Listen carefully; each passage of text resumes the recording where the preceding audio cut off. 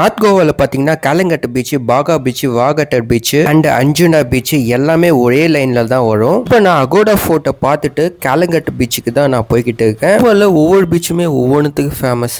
பார்த்தீங்கன்னா இப்போ பாகா பீச் பார்த்தீங்கன்னா அங்கே நிறைய பார்ட்டிஸ் நடக்கும். அண்ட் வாகட்டர் பீச்சில் பார்த்தீங்கன்னா உங்களுக்கு நிறைய ஸ்போர்ட்ஸ் அண்ட் வாட்டர் ஆக்டிவிட்டிஸ் நிறைய இருக்கும். கோவாவில் ஆல்மோஸ்ட் எல்லா பீச்சஸுமே கிட்டத்தட்ட ஒரே மாதிரி தான் உங்களுக்கு ஃபீல் கொடுக்கும். ஸோ அதனால நீங்கள் ரூம் எடுக்கும்போது எதனா ஒரு பீச் சைடு மட்டும் ரூம் எடுத்துட்டு அந்த இடத்துலயே ஒரு ஹோல் டே ஸ்பெண்ட் பண்ணுற மாதிரி பார்த்துக்கோங்க. நான் பண்ண மிஸ்டேக்கை சொல்கிறேன், கேட்டுக்கோங்க. அண்ட் அந்த மிஸ்டேக்கை நீங்கள் கோவா போகும்போது பண்ணாதீங்க.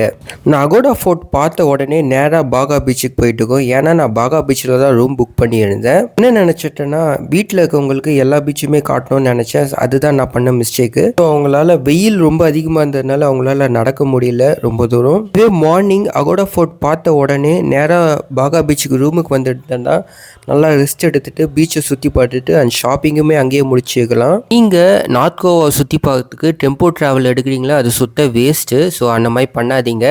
சவுத் கோவாவுக்கு மட்டும் டெம்போ ட்ராவல் வச்சு சுற்றி பாருங்கள். நார்த் கோவாவில் ஃபுல்லாகவே பீச்சஸ் மட்டும் தான் இருக்குது, எக்ஸப்ட் அந்த 2 ஃபோர்ட்டு மட்டும் தான். இப்போ நீங்கள் அந்த ஃபோர்ட்டுக்கு கேப் வச்சே நீங்கள் போயிட்டு வந்துடலாம். அதே மாதிரி பீச் சைட் வியூவுக்கு ரூம்ஸை எடுக்காதீங்க. அது ஏன்னா அவ்வளோ கேவலமாக இருக்குது. பீச்சு ஒரு 1 கிலோமீட்டர் இல்லைன்னா 2 கிலோமீட்டர் இருந்தாலும் பரவாயில்ல. பீச்சுக்கும் உங்கள் ரூமுக்கும் கிட்டத்தட்ட ஒரு 2 கிலோமீட்டருக்கு மேலேயே பார்த்து ரூம் எடுங்க. மறக்காம என் சேனலுக்கு ஃபாலோ பண்ணிடுங்க.